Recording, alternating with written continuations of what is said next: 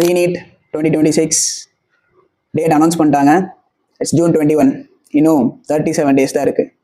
Don't panic, இதுவும் நல்லதுக்கு தான். Welcome to our channel. This is doctor D'Souza. இன்னும் நம்ம சேனலை ஃபாலோ பண்ணிக்கோங்க. இன்னும் ரீநீட்க்கு 37 days தான் இருக்குது. ஐயோ இன்னும் கம்மி நாள் தானே இருக்குது, ப்ரிப்பேர் பண்ண முடியுமான்னு யோசிக்க தேவையில்லை. இதுவும் நல்லதுக்கு தான்.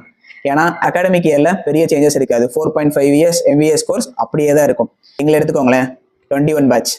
நான் நீட் எழுதுனது May 2021. ஆனால் காலேஜ் ஜாயின் பண்ணது February 2022. இதனால் எங்கள் அகாடமிக் இயரே மொத்தமாக கொலாப்ஸ் ஆயிருச்சு.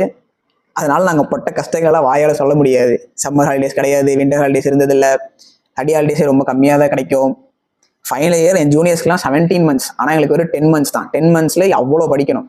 ஸோ இந்த மாதிரியான கஷ்டம்லாம் பயங்கரமாக இருக்கும். ஸோ அகாடமிக் இயர் சேஞ்ச் ஆகிறது உங்களுக்கு நல்லது தான். 37 daysல ஸ்மார்ட்டாக ஒர்க் பண்ணால் நல்லாவே மார்க் எடுக்கலாம். All the best. 37 daysை எப்படி சூப்பராக யூட்டிலைஸ் பண்ணலாம், என்ன ஸ்கெடியூல் ஃபாலோ பண்ணால் நமக்கு ஒர்க் ஆகும், எல்லாத்தையும் அடுத்தடுத்த வீடியோவில் சொல்கிறேன். எனக்கும் டியூட்டிக்கு டைம் ஆச்சு.